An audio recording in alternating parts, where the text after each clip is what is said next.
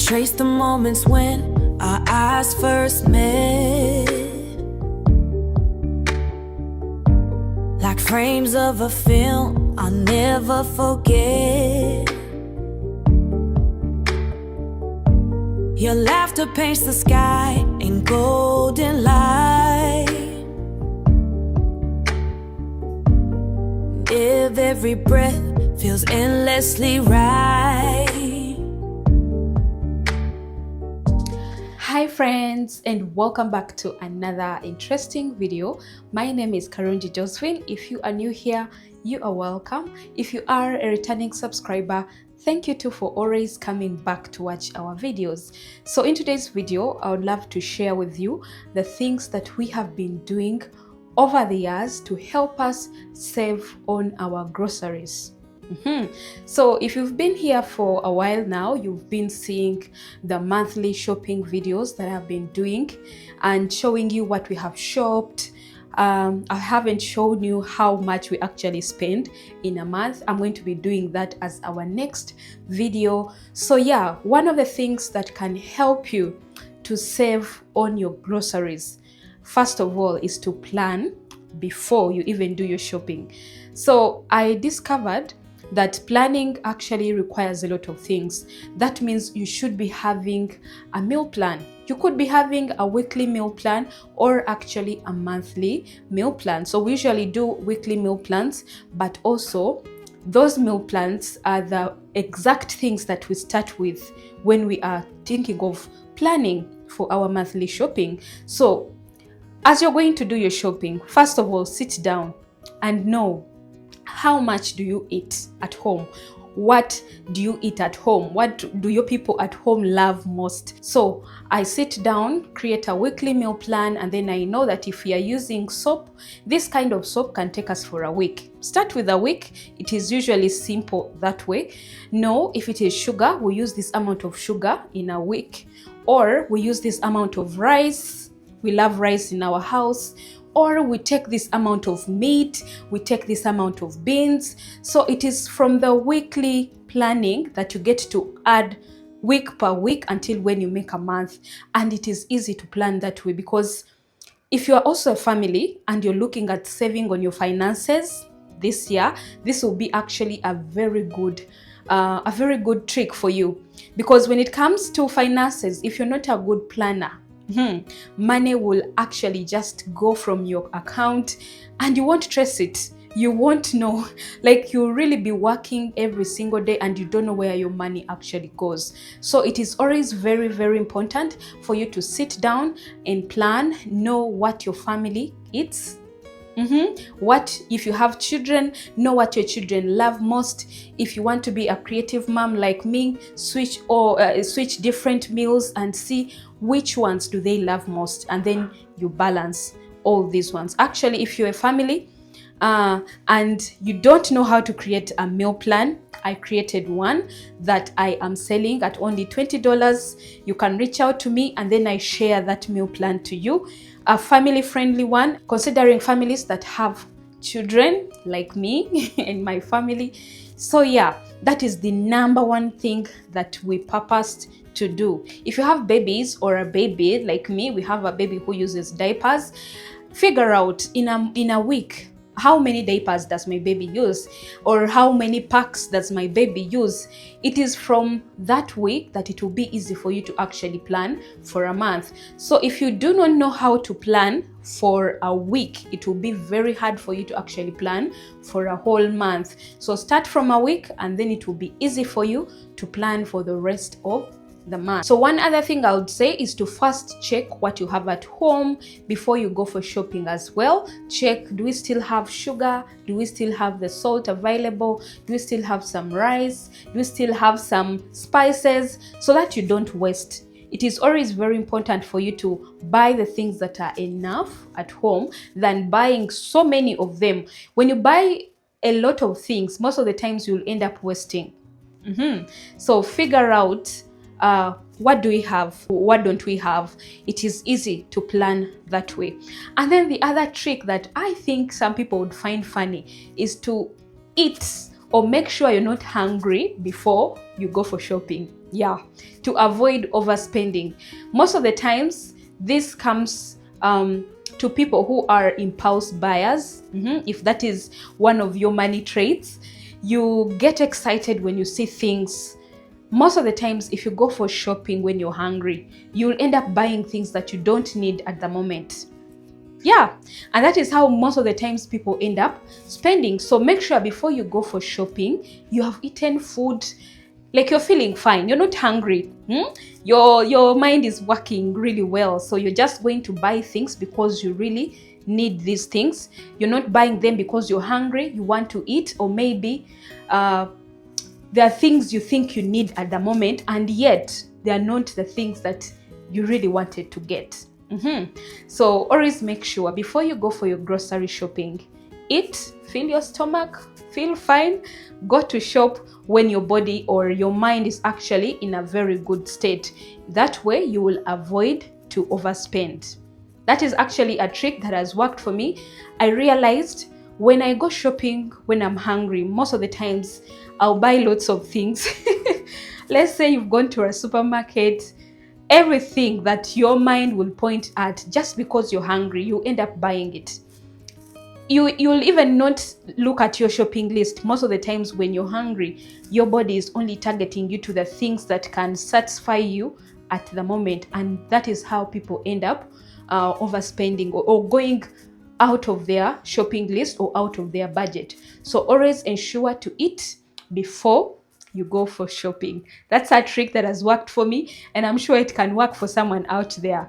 Another thing that we have done is to actually buy from local markets, especially when it comes to fresh foods.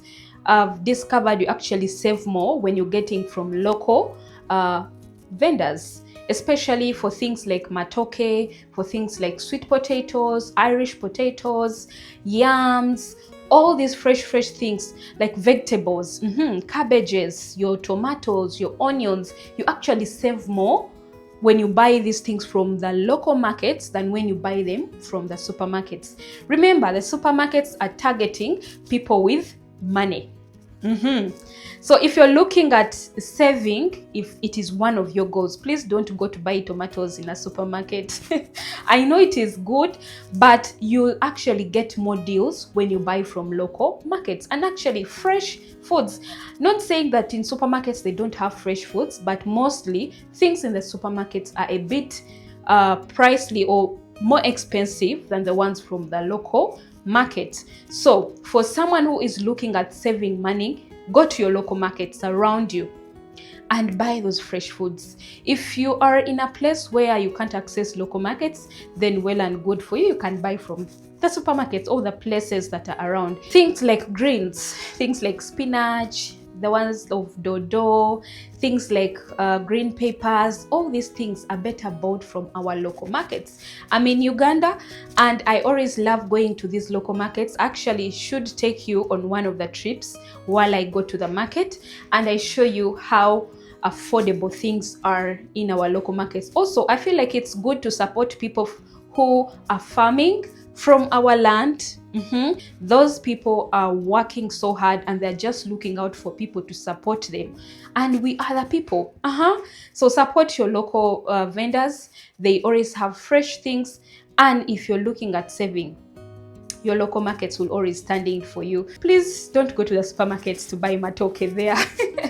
I know there are supermarkets that sell those things, but local markets, you'll always get at good deals. Another thing is to actually buy in bulk. So now this thing of buying in bulk, I've just started to learn that if you actually buy in bulk, you're given discounts than when you're buying one thing at a go. When you buy things in bulk, it saves you even more. And apart from that, it saves you of the stress that we don't have salt at home, because you remember you bought one pack. You're in the middle of cooking and salt is actually over. So you have to first run, go get the salt. That is something very stressful, especially if you're in the middle of doing something. Just in the middle of cooking, your cooking oil is over. it is always very important for you to buy things in bulk, because also if you're buying things in bulk, you're most likely to get discounts. So that is one of the ways we also save on our grocery shopping. So I've learned, if I'm buying rice, I buy the one that is going to take us through the entire month. I've talked about the planning. Make sure that you plan how much you eat in a week, and then you know how much you'll eat the whole month, and those are the 4 weeks. So buying in bulk, like buying the salt that is enough, buying the things that will take you for that particular period that you have planned. I've seen people that are really so inspiring. They shop for 6 months. People shop for a year. People know what they're going to eat up to next year. So I'm really learning a lot, especially when it comes to managing a home or growing your finances and looking at things of saving and not wasting. And I've realized it's one of the things that our parents used to teach us. They would not allow you to pour food. Not at all. And that brings us to our next point. To always remember to cook what is enough, to cook what you're going to consume, such that your food will not get spoiled and then you just pour the food away. So that is also one way of actually saving on your groceries, that if the food you are cooking, you're going to eat all that, and then the next day you cook fresh food, it is always better that you don't have a lot of leftovers at home, because most of the times this food, you never know, could actually get spoiled and then you end up pouring. So in the process of pouring, you're actually wasting, and that means you're going to need to buy more the next time you're actually shopping. So yeah, at home, as you're cooking your meals, also you have to know how much is enough for my family, how much is enough for me, for my husband, for my children, so that you don't actually waste food. That is one way that I'll assure you it saves a lot, especially when it comes to saving on groceries. Another thing is to actually track your spending, especially when it comes to groceries. It is always very important for you to know, okay, last month we used this amount of sugar, and this is how much it cost us. If we are to cut on this sugar, how much shall we be saving?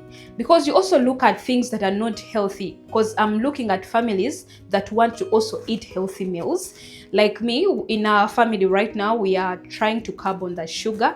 We were taking a lot of sugar. We were taking about 8 kgs in a month. But right now we are at 6. So we are reducing every single month. And that way, it also helps you to track on what you're spending on. So go back to your shopping list, see the things that you need, see the things that you don't need. This particular month, you bought this, but was it consumed? Don't just keep on buying. No, go back and track. What did they eat? What did they not eat? If we cut on this, how much shall we be saving? So it is always very important for you to track your spendings. Also, writing down. I always advise for you to have a book. If you are a serious family or a serious homemaker, you should be having a book, or actually your laptop. People that have laptops where you save your monthly grocery shopping, it is easier for you to track when you are writing, or you have somewhere where you're putting your records of how much you spent last month or this week, and what do you need to add in, what do you need to remove. Yes. Also, looking out for discounts, especially if you are shopping. So I always know, now that I've done this over time, I know the places where I should get what. If I'm looking at a supermarket, I know what I'll buy there and I know what I will not buy there. I advise women or homemakers actually who are passionate about growing their finances in a home to be very creative people, to be people that are always on the lookout what will work for you and what will not work for you. Because if you just go with the flow, most of the times you'll end up not achieving your goal, or actually spending more than you earn as a family. So I always advise that you do your lookout very well. Know where you can get better discounts and what will benefit you as a family, what will help you to save on your groceries. And then another thing is to avoid shopping without a shopping list. Now there is writing it, and then there is you going to shop with it. Those are two different things. You might write it and leave it at home. It is always very important for you to move, to go with your shopping list as you go to shop for your groceries, because sometimes you might trust your brain that it will remember everything, and then your brain betrays you when you are actually doing the shopping. So either have it on your phone, have it written down on a paper where you can easily check out and see, what have I shopped, what do I need to get, what do I get where. It is always very important for you to move with your shopping list so that you don't buy things that are outside of your plan, of your list, and also to avoid overspending. So it is always very important for you to look out for things, but also sitting down as a family or as a couple to plan. So make sure as you're doing your planning, your grocery planning, you're not doing it alone, you're doing it with your spouse or with whoever you live with at home, such that you bring in ideas. If you're saying, no honey, we did this last month, we shouldn't eat it this month, agree together, and then it is better planning together. I know that unity does a lot when it comes to planning. It helps you to be on the same page with your spouse, but also it helps you to save, because it's not that we know all, but when you share ideas, always two heads are better than one. So make sure as you're doing your planning, you are with your partner or with whoever you live with at home. It is easy planning that way. So yeah, those are basically the things that we usually do when it comes to saving on our groceries. If there is anything that I have left out, kindly let me know down in the comment section. I'm going to be talking about that and putting more light on it. And so the other coming video, I'll be talking about how much we actually spend in a month and how it has helped us over time to save on our groceries, but also on our income as a family. So that is it, friends. If you have any questions as well, kindly leave them in the comment section. I'll be answering all those questions. And yeah, it's always a pleasure to share these things with you, because I believe it can help one or two of you who is watching us. And yeah, thank you so much for watching this video. My name is Karonji Josephine, and I'll see you all in the next video.